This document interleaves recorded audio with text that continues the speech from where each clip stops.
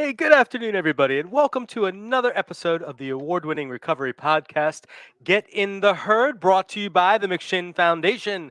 I am your host, Nathan Mitchell. We are we're not in the studio. We are virtuals through the interwebs with someone who is fast becoming one of my new favorite people, um, Skipper. Um, Queen Skipper over there. I just want to use Queen over there as much as I can. Um, Skip comes to us from New York City. I guess if you're from New York City, you don't say New York City, you just say New York, don't you? Skip is joining us today to discuss her new work with the New York City Justice Peer Initiative, her current work as a senior manager peer with the New York City Criminal Justice Agency. Did I get that correct there? Yes, you did. And Senior Manager of Peer Services at the New York City Criminal Justice Agency. well, tell me, because you and I share a criminal justice involvement hmm past. So because I read your bio and I love what you're doing. Tell us what brings you here today, and how do you know the McShin Foundation?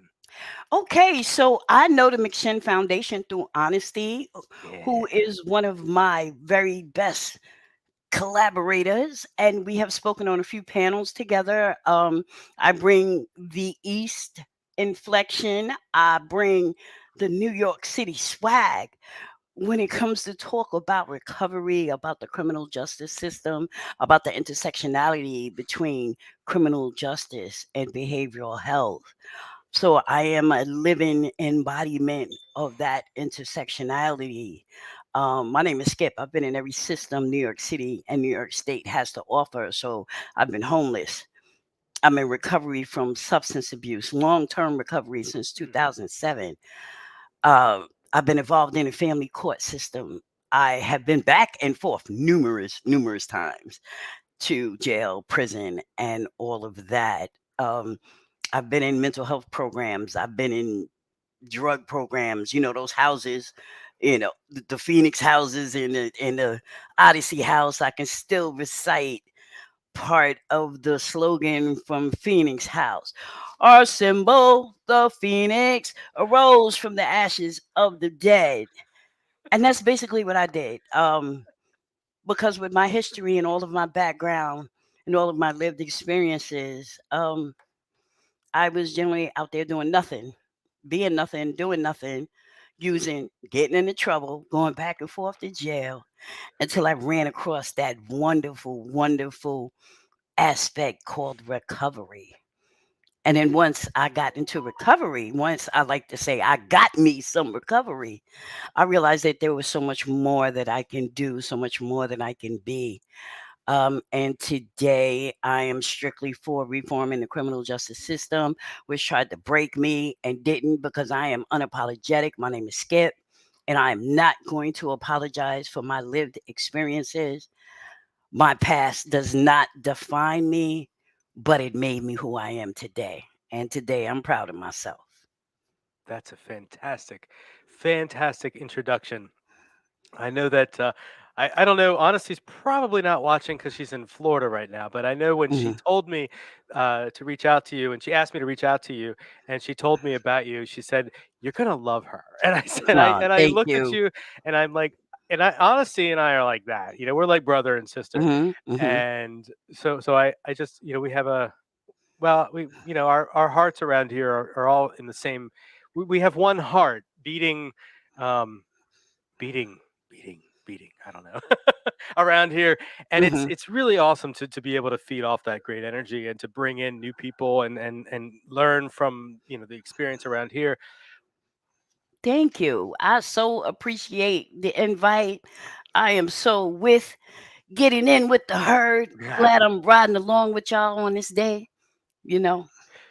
As we were discussing before we went live, our largest audience are people who are currently experiencing incarceration. hmm And we give this out free to Paytel, which is hmm they distribute to tablets, and I think we're in 48 currently 48 different organizations, 48 different institutions throughout the country.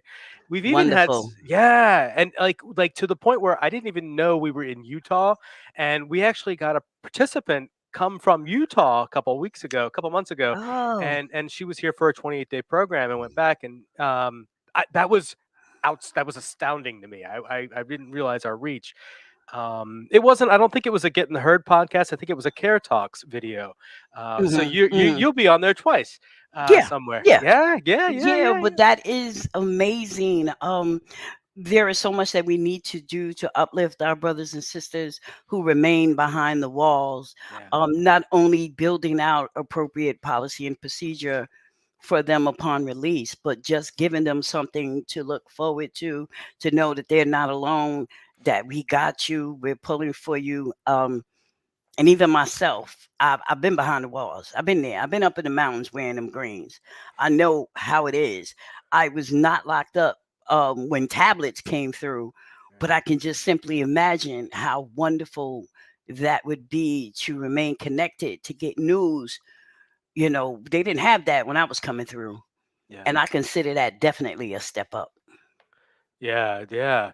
A really good question that was just in the comments, and that's a great way to start this to go next with this conversation. Hmm. Someone asked in the comments, I don't know her name, but what is it? Thank you, John. Thank you, Justin. Priscilla Zena. Zena. I'm sorry. I I told you I had this really long training right before this. Great training. Criminal justice advocate, question mark. How do you become one, question mark? Really good question. Skip, how did you get into advocacy work? Well, I kind of got into it, I want to say roundabout and then directly. So it was kind of like both things. As I said, I've been through the system.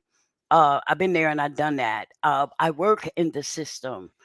I also study the system. I'm a criminal justice major at St. Francis, and I'm also a justice and education scholar at Columbia University. So I actually attend both schools. Here is the thing: you become an advocate when you say you're an advocate. When Mm, you start speaking up against unfair policies and practices, when you start signing on and jumping on to various bills, various rallies, various protests, that's when you become an advocate. When you see something that's wrong and you say, "Oh no, that's wrong. Not this time. I got to speak up against that." That's what makes you an advocate. So I know this is jumping around, but Honesty. yeah, see that same thing? Yes. She's in Newark right now. On her way back from Florida, she had to go north to come south. Yeah, that's awesome. That's excuse me. That's a beautiful story. And what I like in, my role, in advocacy now, is not only about making, telling my story, but empowering Mhm. others to tell, emboldening others to tell their stories, Exactly. and being, being the voice that gathers more voices, so it's louder and louder. Right before I jumped in here, like literally was doing it right before I came into the room. We Hmm. were sending out an urgent action alert, discussing a budget amendment here in Hmm. the Virginia General Assembly. So like the work never ends, and it's It beautiful and doesn't. fulfilling, and it can be really sad and scary sometimes too. And Hmm. one of the challenges, being in, I'm a person in recovery, in sustained recovery from a Hmm. substance use disorder as well. I also identify, in the LGBTQIA plus community. I've All done right, my advocacy brother. work. All I right. know. All I right. saw I when I got was putting you. those pictures together earlier. I was like, oh, I love this. I got to use this picture. Yes, wonderful assortment of pictures. You put up all sides of me, and I love it. I had to go through Facebook. I love it. Thank you for that. Hmm. And early on when I first started my coming out process, really, I Hmm. was fortunate to live in Northern Virginia, Hmm. outside of DC. And so, I had some spectacular blah blah blah with my family, and I Hmm. found myself living in DC and sort of hanging around a crowd of people, young people. I was in my early 20s. I was, I'm ages right now, but Yeah, um yeah, because I'm in that age too. yeah. Yeah, I get it. I get But it. I was, and the youth and the excitement and the work, it was powerful, and I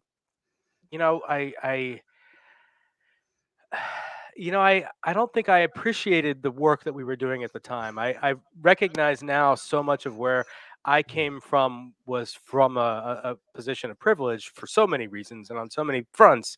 Mhm. And yet, as I've gotten older, as I've experienced a lot of different things, as I have become a felon as a direct result of my substance use disorder, I've Mhm. started to get angrier and angrier. And I'm. Are you all right? Okay. Oh, we were. Sorry about the noise there. Mhm. But as I've gotten angrier and angrier, Mhm. being able to have these conversations without biting people's heads off has become very important. Um, Mhm. I lost my train of thought. What happened? It's okay. It's out there. Just grab it. It's Uh, okay. I'm not 100% sure, to be honest with you. well, we had a little technical glitch there. We were going all scratchy there, but anyway, so as an advocate now, right? There's a potential as a person in recovery Mhm. myself. There's the potential for burnout. How do you deal with burnout? How do you present the best version of Skip every day? Well, before I even get into that, let me jump on something that you just said about the youth. Like, I've always been authentic. I've always been realer than real. I've always been unapologetic. Yeah. But just like you, when I come across youth who are doing so much today versus what we were doing at their age, I get an additional uplift. Like, the youth Yeah. today have got it going on. They are out, they are loud, they are unapologetic. And I like to say I take a page out of their book because the real reason is I'm a day over 18. We're not going to get any more specific Right, than that. right, Just a right. day. So I still consider myself young at heart. And the thing is, when you hide who you are, you no longer become you. You become some other person. And I'm not willing to do that. So I'm authentic. I'm unapologetic. And I'm here. And my lived experiences has colored my outlook on life. Like I said, I've been in every system New York City and New York State has to offer, and they've colored my outlook. And I realized that there's so much that needs to be done, and that I have a very loud and strong voice, and I know how to talk. Say I got the gift of gab. Yeah, I do. I do. There's a bridge I like to sell you after this. But I need to use that. You know what I'm saying? I need to use that because I need to be the person that I needed when I was coming through these systems. Ooh. And I didn't have a me. There wasn't a big Skip running around helping little Skip. And I gained resilience from my experiences, but I also learned that everything that I've gone through and I've lived through, I can use to help the next person. That's the beauty of peer support. We use our lived experiences to help uplift, to mentor, to help guide, to assist. We don't tell anybody what to do, Nope. but we talk to them and we use our own lived experiences as a sounding board. So I live and breathe criminal justice, Mm. not just because I'm studying in school. And I'm studying it not because I had to, because I realized I have a master's of life. I didn't really need those letters behind my name. I didn't need a formal education.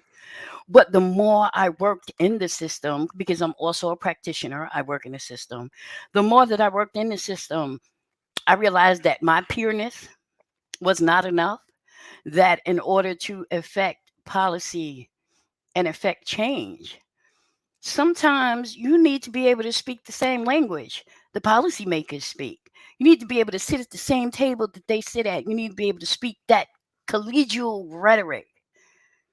Now, I can come at you like we standing on a street corner. Of course I can.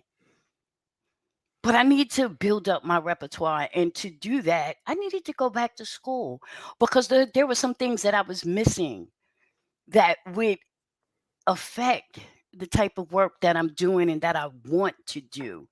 So I went back to school. And now in school, I'm learning and digging into so much more. We could dig all in the weeds about the structural and institutional racism. We could talk about the war on drugs that disproportionately affected Black and brown and marginalized communities. We could talk about that till we blue in the face because we know that exists here in this nation. But what we really need to talk about is stop talking about all that and let's put some positive actions and plans into place so that we move away from that.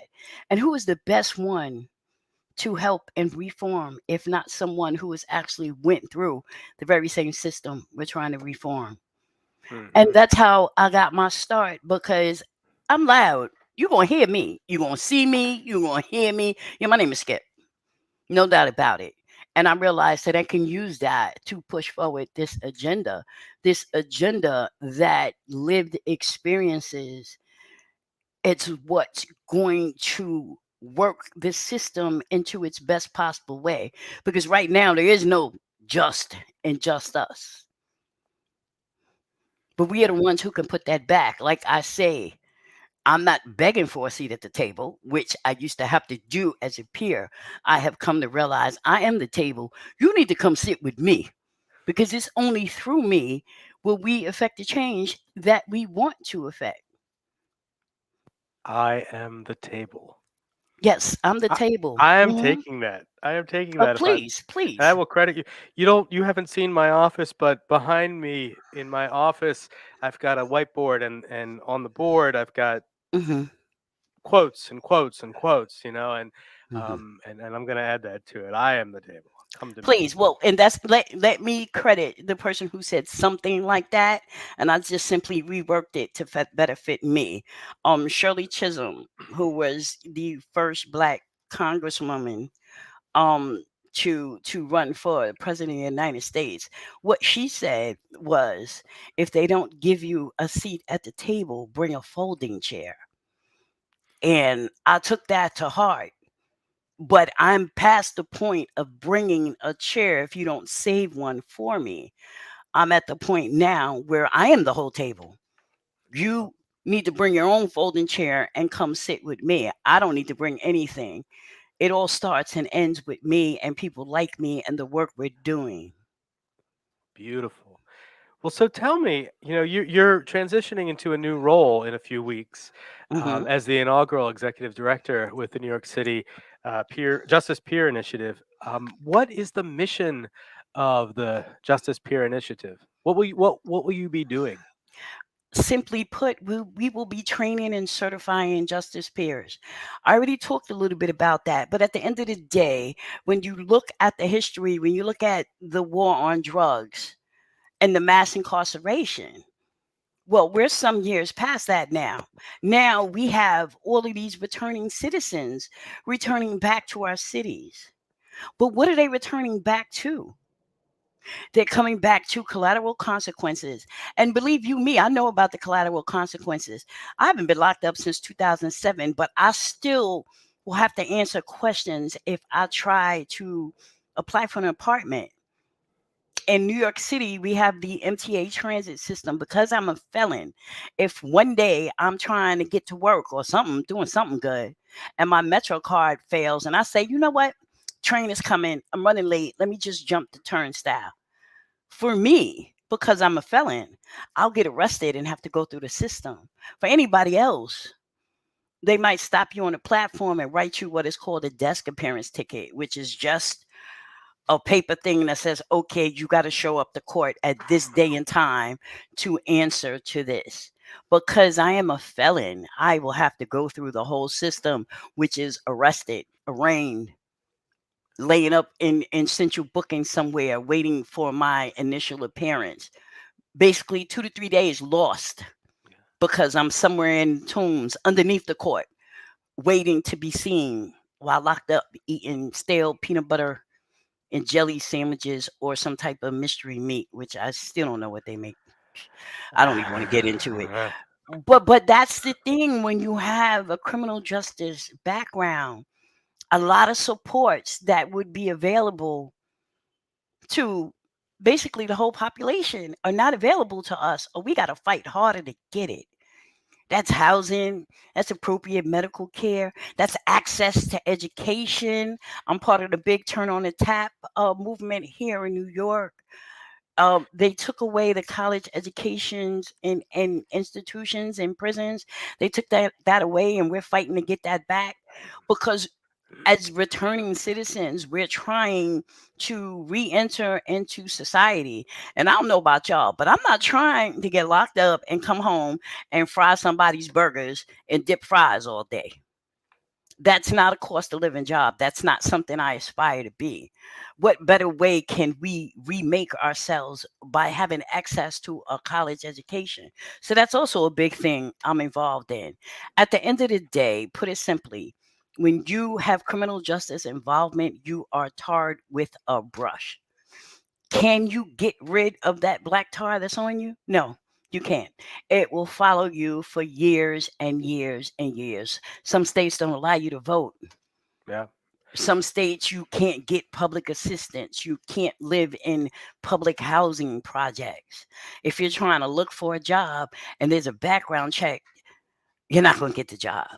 So I fight for those of us who have this criminal justice involvement because at the end of the day, if you really want to get technical, I paid my debt to society. They locked me up. I did my time and I paid my debt. So why when I come home do I still have to jump through hoops and be linked to community supervision where if I miss my curfew at 9 o'clock and I get home at 9:05, I can literally be locked up again and lose another 6 months of my time. Mhm. These are all things that we fight for.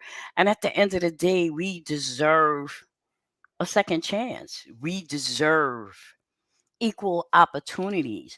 We deserve to be linked to opportunities and resources that are going to help build us up and see us on our way to becoming responsible citizens. I mean, isn't that what you want? You want responsible citizens. You want somebody who pays their taxes and goes to work, take care of family, home, bills, and all that. We can't do this if you're constantly trying to knock us down. So let me get off my bandstand for a minute. The Justice Peer Initiative is a mechanism to do that. So we have a grant to build a workforce out of returning citizens using the same framework of peer support because I'm a certified peer, both in mental health and substance abuse, but using that framework, but slanting it toward criminal justice involvement. We're going to build a certification for a justice peer for anyone that has been affected by the criminal justice system. And this is also for people who have been vicariously affected. If you've supported a loved one who just did 10 years and you was there every week with the visit and they got their 35 pounds in the mail and $100 for commissary, you know what it is to be incarcerated. SAMHSA, which is the federal government, substance abuse, mental health, something or other, something like Yeah, that. Services Administration. Yeah, them. They put out something called a sequential intercept model, and this model delineates certain touch points where someone could potentially enter into the criminal justice system. This model runs from intercept 0, which is the community, on up to intercept 5, which is community supervision when you return home. It touches on the courts, it touches on police contact, it touches on incarceration, whether in a local, state, or federal facility. It touches upon the reentry process, and it touches upon community supervision, which is the process when you come home on parole or probation and you have someone else to answer for. So the Justice Peer Initiative is built to incorporate people on all aspects of the sequential intercept model. So not only did we build a curriculum to train justice peers, we also have another touch point, which is technical assistance. I'll be out here making the rounds every agency today.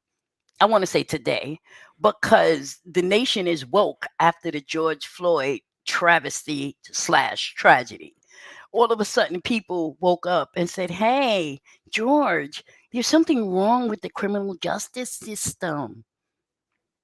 We've known that all this time, but now everybody knows it. And criminal justice reform is on everybody's lips. So part of that is looking at how people who are coming home or people who are involved with the system are able to become self-sufficient and supportive And building a workforce would be the next possible thing. So if I can train you and certify you as a justice peer, and then I can go to every agency, because like I said, everybody's woke. So you have agencies that are not dedicated strictly to those who are criminal justice involved, but they have a standalone program or something like that.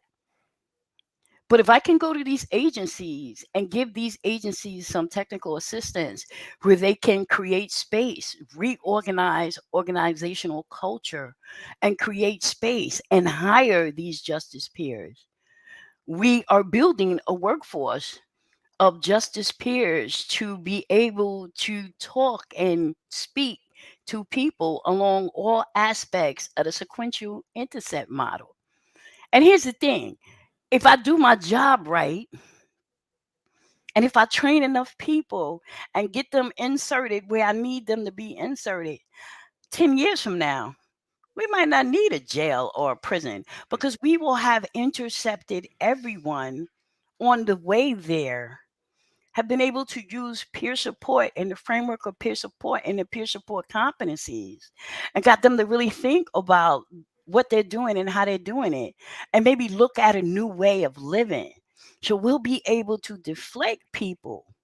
And in academia, which I'm also part of as I'm studying to be a criminologist, we call this desistance. So we're going desistance. Assistance? Okay. Desistance, which is moving away from committing crime. Cease and desist. Yes. Yeah, okay. So we're building up desistance, because a lot of crime is committed because of lack of opportunities, lack of supports. I know I started going into the criminal justice system when I was using. Because if you're using, the best way to stay near and dear to the drug you're using is to sell it or be involved somewhere around that. And of course, to sell it is a felony. But if I'm selling, I'm selling to support my habit, so to speak. So now I'm getting caught up in a criminal justice system. So as we move through these spaces, and as we train people and insert people into these spaces, this is a workforce that needs to be built. And this is not something that is just happening in New York. We call it justice peer because we looked at forensic. And we said no, because to me, because I also am in recovery from a mental illness, for me, forensic sounds like a psychiatric hospital that you're trying to lock me up in, force feed me meds, and throw away the key. So no, I don't want to be known as a forensic peer. Other states call it reentry peer. Mm-hmm. That's cool. Yeah. But again, the justice peer is not built on just the reentry process. It's built along the whole process, because reentry for me is when you're coming home. And what are you coming home to? But why don't we dial it back a notch? Why don't we peel away the layers of the onion and not strictly concentrate on the reentry process, but bring it back using trauma-informed techniques? Bring it back to the beginning, the core, not about what did you do, but what happened? How did you get here? You know, there are mechanisms and issues that caused you to do whatever it is they say you did. And notice I said they. So let's work on that. You are speaking my language. I love listening to you and Thank you. your passion and the work that you're doing. I want to. We just want to take a brief. I guess what 90 seconds, 2 minutes. Mhm. We're gonna throw in a commercial real quick. It's just a McShin commercial. We'll just put a little spacer in there, and we'll be Mhm. right back, and we'll continue talking. And Skip, thanks again. Thank We'll be you. right back with Skip. All Thank you. right. Here at McShin, we believe in the McShin way, which is authentic recovery support service providers, people with lived experience, bringing that experience to those who need that lived experience in recovery.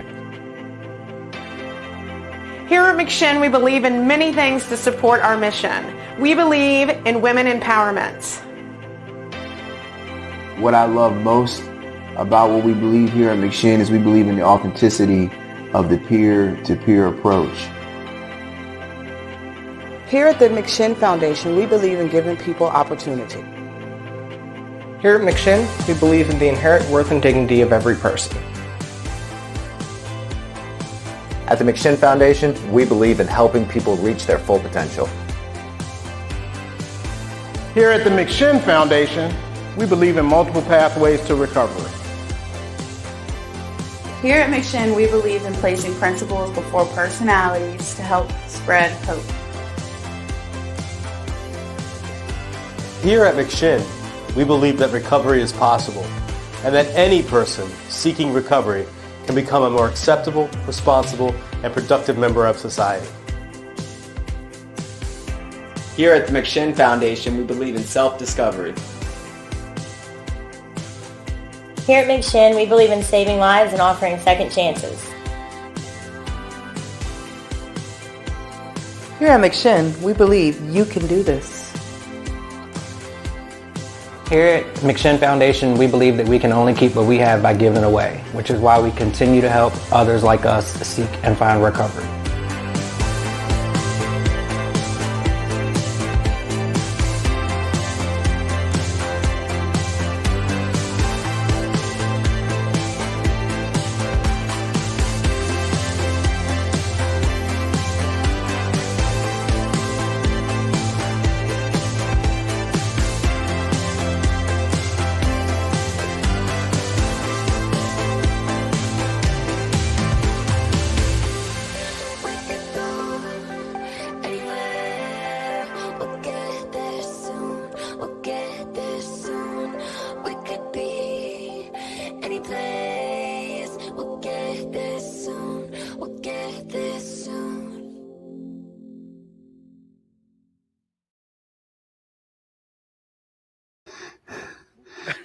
Oh my God. I just love,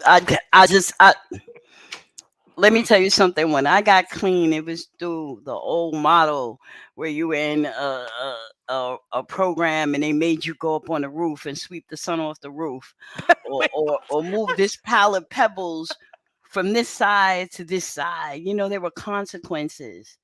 And then we came into the age of harm reduction, where people realize that people are adults. They do have the right to make their own decisions. What we can do to assist and support them is to help them flesh out the decision-making process, lay it out right there on the line. But people are the masters of their own life. That they're the subject matter experts in the room. Amen. I love that commercial. I really do. I really do. I'm not saying I want to go back into a program or something like that. No, not at all. But it's funny that you would specifically point out moving pebbles. Yeah, because even though or sweeping the sunshine, I get that, but we still do esteemable acts around here, which means when our participants come in the morning for programs, you know, in the morning, after we do a morning meditation, the next thing they do is everybody's assigned a chore, and it's a 5-minute, 10-minute task. When I was a participant here, I would come down here some days, and I'll tell you what, you could eat off of the bathroom floor, not because I wanted to clean the bathroom, but because that's how I got rid of my rage and my anger for the day. Exactly. The crap that was in my head, and exactly. So I love that we still do that, and and more. And I was a master at acting as if, which is why every time I was in a program, and I was in a few of them, it never really took. But I was a master at acting as if.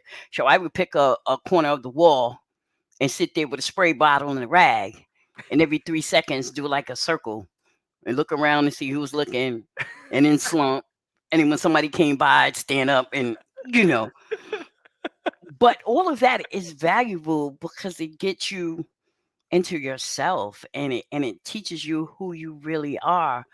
Recovery is accessible by everyone, but it's important that we realize that recovery is not for when you want it, but it has to be when I want it, because it's not going to take. But when I want it, I'm going to go full on and I'm going to get recovery and I'm going to realize that recovery is the most beautifulest thing there ever was. And there are so many stories I could give behind recovery, but I just want to do one, just a 2 minutes. When I lost my kids through back and forth to jail, the behavioral health process, the criminal justice process. I lost custody of two of my youngest kids. And the beautiful thing about recovery for me is that when I got into recovery and I was able to hold down a job and I was able to be responsible and I was able to keep money in my pocket without giving it to the drug man, I went and bought a laptop.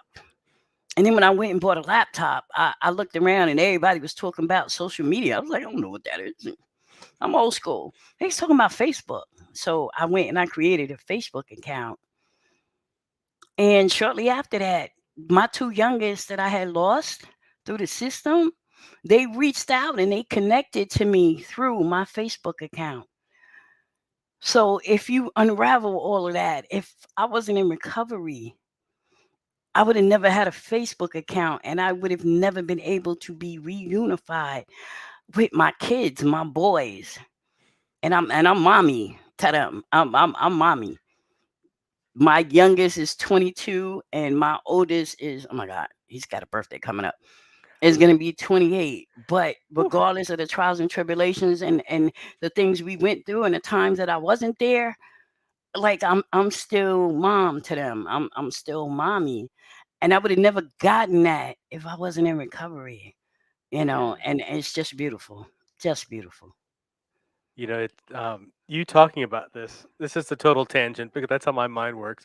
I had a realization this morning as I was getting up and I was, deciding whether or not I was going to commit to a day of not destroying myself. And I was thinking I am going to be the same age my grandfather was when I was born. And and the realization being, then I started going oh my God, I don't have a house. I don't have any kids. I don't have a relationship. I don't have anything. My car is 15 years old. I did that for a minute because that's always helpful first thing in the morning. And, but then I started, this is a regular thing for me. So it's, getting into the gratitude quickly and getting into the, wait a second. And remembering, I'm really grateful I have my family, my mother, and I get to work with, you don't see Justin over here, but like I get to work with Justin, Justin was my first house leader when I was a participant here. Wow. I've known him literally since day one, and I get to work in this industry, I get to work where I found my recovery. I found my recovery through a jail program, a McShin jail program. And by the way, Justice Peer, I'm going to suggest that to Walter, who does Richmond jail program, because I think that's a really cool title for him, and I could see him getting a cape. Yes. And tell him to reach out to me, and we could talk about some steps about how to initiate that, because this is something that is needed on so many different fronts. And I can't begin to even talk about the numerous fronts. But at the end of the day, we're criminalized. Those of us who are going back and forth with maybe behavioral health issues, with maybe substance abuse, or maybe mental health issues, we're criminalized.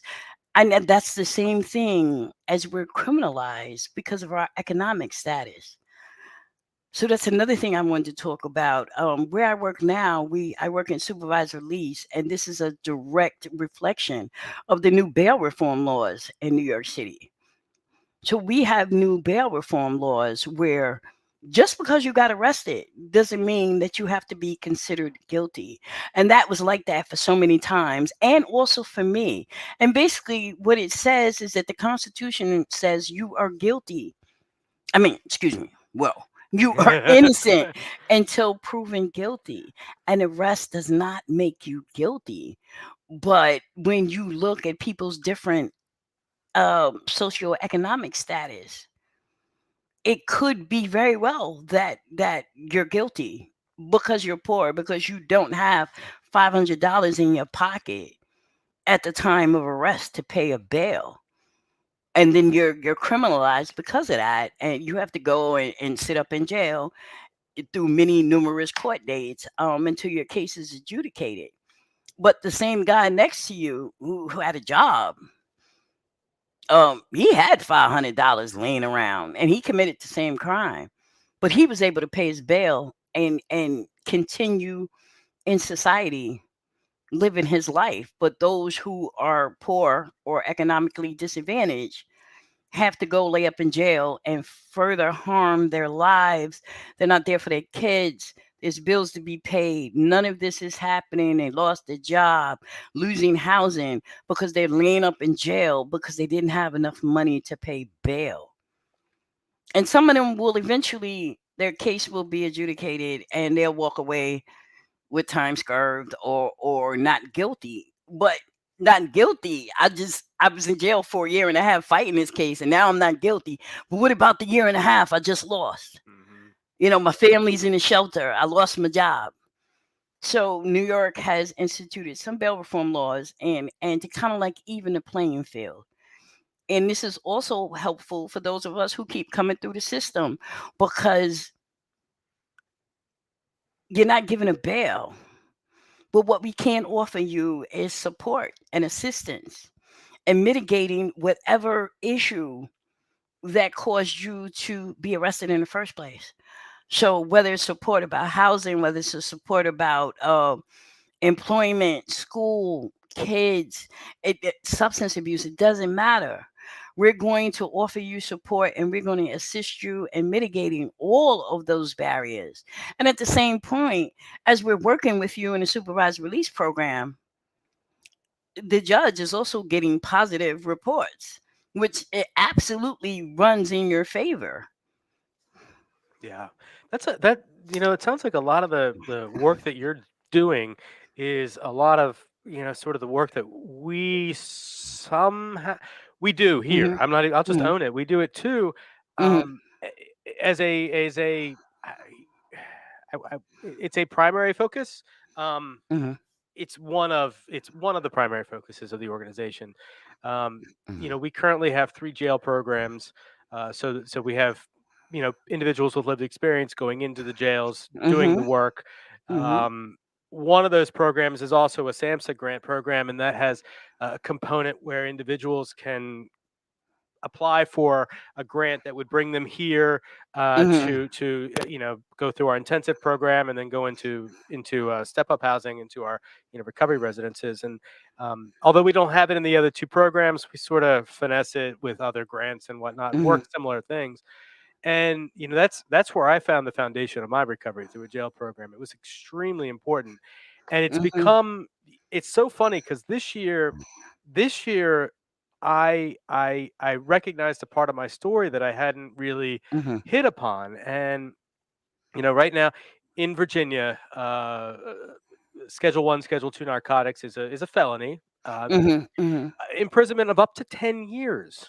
And you do have the first offenders law, but that's judge optional, whether they whether they give that to you or not. I was arrested on a possession charge. One of the pieces of gratitude I have in my life is that I only got arrested for that one felonious act, because I know that I'm a felon many times over for other reasons that I didn't get arrested for. And I was arrested with a possession charge. Immediately, the police officer, the magistrate, everybody was more concerned with me trying to give up the dealer, try to give up the next guy, no concern for detox or what I might be going through physically, or certainly not mentally or emotionally. Exactly. Yes. All of that. And so this year, and last year too, but this year I've been more involved with it. We had 2 bills, one on the Senate, one on the House delegate side, that would only defelonize, like states like Alaska have done, and Oklahoma, big giant bastions of liberalism. Not at all. And so looking and going in there, and I'm sort of I went in to testify, and I testify on things all the time, because I'm pissed off, and so I go in, I get pets, and I find a way to be cordial, but I go in and testify. And I was listening. There was 2 bills in this committee, and one was a residue bill. And so I didn't testify on that one, but I heard the Commonwealth's attorneys, district attorneys that you have, speak on why that was a bad idea. And I was like, everything I had written down for me, I just said, screw that. I'm going to go with, I need to address that because that's going to be the same argument. And the argument being, how are we going to get people into recovery if we don't arrest them? And I'm like, I was arrested. Exactly. It took 16 months between the first time I was arrested and this and somebody giving me any opportunity to get into recovery. 16 months. And in fact, while I was in pretrial, I lost 35 pounds in front of my pretrial officer because not only had I been arrested for using, I was deep in my addiction when I got arrested. That arrest only just heightened my sense of despair and uselessness, and I used more. Now, I'm not going to blame the arrest on my using more. I will say it didn't help. It wasn't the grounding, let's get you into recovery. It exacerbated the problem. And me going in and looking at this woman every couple of weeks, because it was my first time, I lost weight in front of this woman. I lost my job in front of this woman. And every time I walked in there, I had short hair, I was clean cut, wore a button-down shirt. I looked the part, and I finessed this woman and I went through it. And at one point I finally just, I lost it with her. And I'm like, is this really what you're doing? Because I went in and I talked pretty all the time. And I finally was like, I don't know what was up my ass that day, but I looked at her and I'm like, is this really what we're doing? And she looked at me and she said, but Nathan, look at how well you're doing. And I didn't see that woman again until I went to trial. Because after that, I just said, these people have no idea what the frick I'm going through. Exactly. And I'm like, if you had been there, if Justin had been there, if John Shinoles had been there, anybody had seen that, I may not have gotten recovery right away. I probably wouldn't have. And yet, nobody had any idea what I was going through. So I hear that argument, and I'm like, wait a second. I want to say some words I can't say on the air right now. And that's where, for me, because in Virginia, we're one of those states where it's baked into our Constitution. You are a felon, you no longer can vote unless the governor says you can vote. And so, fortunately, when I got out and I got off probation, I was able to get my rights back quickly. But I had no idea that was a thing. I didn't know.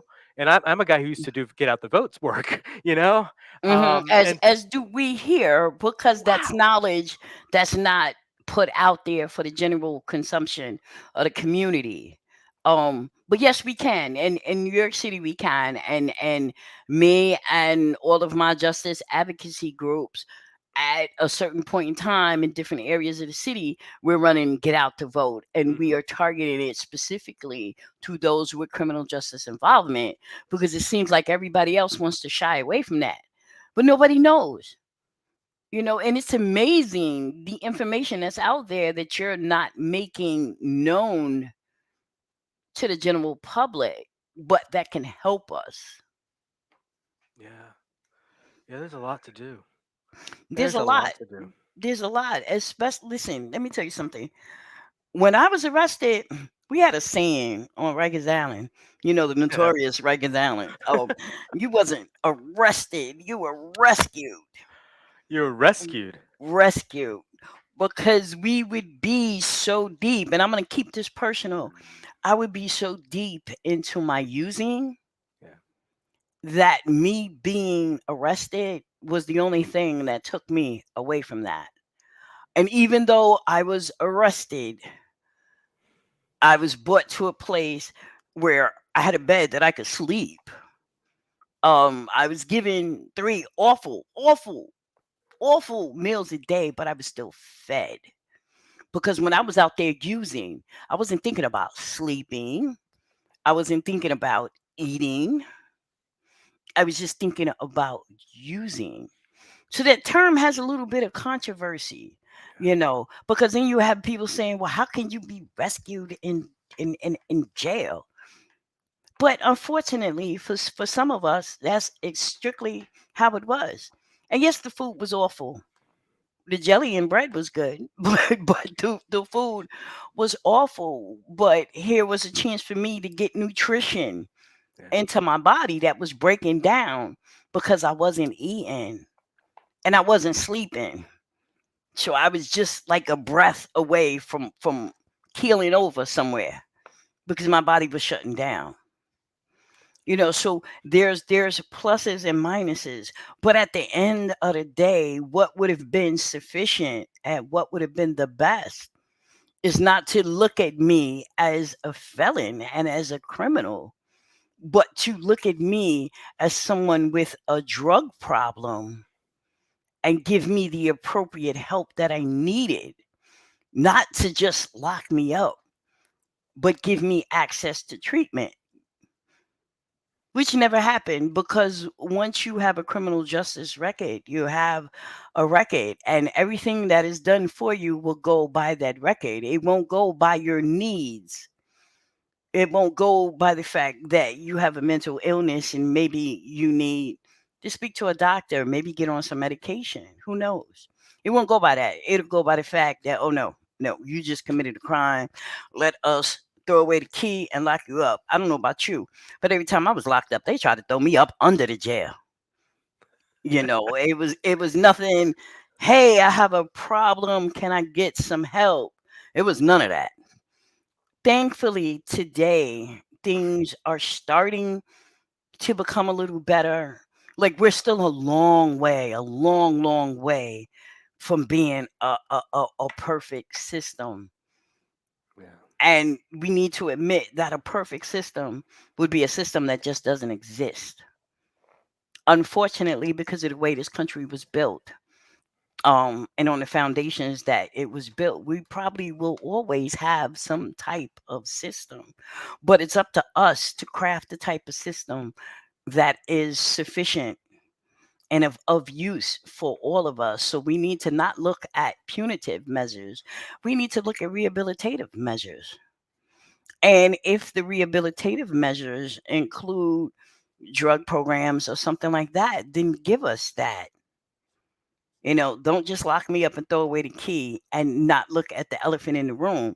And that's not just with drug programs. I would say the same thing about homelessness and things like that. I can't tell you how many times I was locked up and what's your address? I don't have one. I'm homeless. I live in a shelter. And then I'm released. Where are you going to? What is going to be your released address? I don't have one. I'm homeless. I live in a shelter. And I still get released back to a shelter instead of someone trying to help me with this homelessness issue. So it's like there's only one thing that really matters is the fact that you supposedly have committed a crime. Okay. So if that's the only thing that matters is that I committed a crime, then why doesn't it matter when I've paid my debt to society? And I should be free of all constraints, and I should be able to live my life like Johnny down the block who never get arrested. Mm-hmm. And that's where the gap comes in. And this is something that the Justice Peer Initiative and my brothers and sisters who are working in the fight, not just with the Justice Peer Initiative, but with all those great advocacy groups that are out there. This is what we're trying to do. We're trying to fill in that gap. And we're trying to reform and get to a rehabilitative stance. Yes, treat the disease. Treat the disease, Harriet. I like you, Harriet. Harriet Cosby Jamerson. I need new Yes. glasses. Yeah, that's why I'm so listening to you. I feel so much hope listening to you. Thank you. And I know I'm so lucky to be in spaces these days, and actually, I mean, I do it too. So I'm gonna give myself this, but Yes. to be able to use my story, to listen to you share Mhm. your story, and for us to continue to demonstrate that not only is recovery possible, but it's real. Mhm. And we can do that, and then recovery from not simply substance use disorder, but all the societal ills that we Mhm. continue to criminalize instead of actually fix, which I think Mhm. is one of the nation's greatest travesties these days. Yes. My son is there. God bless you all. Thank you, Harriet. Harriet, Thank you. who's your All the best son? to you and yours. I love. Give them my information. Tell them to hit me up. Yeah. I wonder, Harriet, do you mean your son is in New York City in jail, or do you mean, Harriet, your son is here in McShin right now? And that perhaps we don't need to say that online right now, but that's great. Well, I forget about we don't yeah Confidentiality, yeah. confidentiality, all that stuff. Um, but we do have participants come on the show all the time. It's actually Hmm. one of my favorite things to do is grab a newcomer, bring them on, and Hmm. hey, welcome. Sometimes just still detoxing. Harriet says that her son is here in McShin, so that's awesome. Glad to hear that, Great, Harriet. great. Congratulations. I'll be doing uh, some recon work after the show to find out who your son is and say hello. Hmm. But anyway, we are at the believe it or not, we're at the 56-minute mark, Skip. Wow, that I went know. quick. It I, does I go need quick. I need to come back to the herd, guys. Bring me back. Bring me You back. anytime. Well, I'm eager to hear when you get when you get settled and into the new job. I'm eager to hear how that's going. Um, Sure. the work that is happening around here that I admire most and is our criminal justice work, right? Not I mean Hmm. here at McShin, but also other organizations. And like right now, there's Project Recover here in Virginia, Hmm. here in Central Virginia, Hmm. where in Richmond City they're doing. I don't know if it's a SAMHSA grant or where that money's coming Hmm. from. It might be a SOAR grant, but it's a grant that allows for ride-alongs. You get peers. This is where I want to use Yes. the Crisis justice peer. response. Yes, Yes, yes, yes, yes. more. We're building that. We Oh, I'm actually part. I actually helped train the NYPD, and there's also a new program called the beautiful. Be Heard, where now it is social workers along with EMS, along with peers who are writing out for crisis responses. So it's really an elevation, and it's a good elevation because you'd be amazed at how many people end up dead when they're having like an attack of paranoia or something like that, and police are not handling the situation appropriately, and someone gets hurt. And unfortunately, that's something we need to move away from. So, crisis response and being trauma informed are the keys. At the end of the day, when I train the NYPD, at the end of the day, I sum it up and I said, at the end of the day, we all want to remain safe. Those of us who are experiencing some type of emotional disturbance, and also the police, everybody wants to remain safe. And here are the steps that we can use so that we all remain safe and go home to our loved ones. Yeah. Are you familiar with the Recovery Advocacy Project and Ryan Hampton and Garrett Haid and Aaron Kucharski? Not really, but I would love an introduction, an e-meet. I need to collaborate with people all over the United States, not just in New York, but all over. We need to band together. We need to make like one giant, big, huge coalition and like roll up on the White House and knock on the door and be like, "Yo, what's up? Yo, we here. What's up? What's up? You know, I like it. what's I good?" like it. I'll tell you, on a quick aside here, and then and I'd love to get you involved in that and see where Hmm. we what that means for you.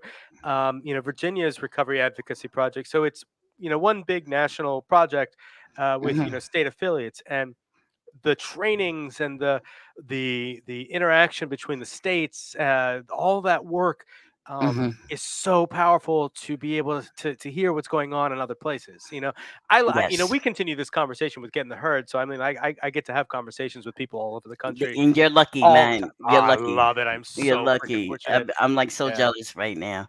Well, Skip, all you need to do, you can talk to Justin on this afterwards, man, Hmm. Skip. But all you need to do is, just get on and start talking. We don't have many people Hmm. watching right now, but I know that when it goes on Spotify, when it goes to iHeartRadio, when it goes on the Hmm. tablets, that message is going to carry. And getting that message to the individuals in the jails, because that's, with this Hmm. really became a project out of COVID, really, because with COVID at the And beginning. it was so needed. It Yes. was. Yes. We started it before COVID, but when Hmm. COVID hit, we doubled, tripled, quadrupled down on it and Hmm. said, "Well, we're gonna get this in," because we couldn't get a message into the jails, we couldn't get people Exactly. into the Yeah. jails, and it's I mean it's still pretty disgusting in there it's disgusting regardless of COVID. It's still really disgusting, you know, trying to get people in for the programming. And I think our program on Northern Virginia is still done, still through Zoom. Fortunately, we've been able to do that. But it's like, you know, being able to get that one-on-one touch is you know, still problematic. But this has become an awesome. We're going through that in New York State too. Yeah. I belong to a group where we're looking at the programming in the New York State facilities. How can we get in? How can we shore that up? It's called a transformative prison program work group, and we're looking at that too. Yeah. Because at the end of the day, reentry should begin the day you get locked up, not a week before you leave. Yeah. Amen. Final thoughts before we're at the hour mark. Any final thoughts? I love you guys. I love what you do. I love McShin. I need some of McShin over here in New York. Anybody want to talk, collaborate, hit me up. At the end of the day, we need to make sure that our returning citizens are treated with respect and have access to opportunities that we all have who haven't been tarred with the criminal justice system. And this is part of reforming the system. And everything the system touches, which is behavioral health, which is substance abuse, which is mental illness. This is a part of reforming the whole shebang because it's broken. You heard it from me. I said it. My name is Skip. Happy to be here. Boom. Thank you. Mic drop. You, Queen. Thank you, Queen. Thank you, everybody watching, listening. We will see you back here next week for Getting the Herd. Thank you again, Skip. You have been wonderful. I'm eager to have you back on. Good luck with the new job. Thank you. Thank you. Bye, guys.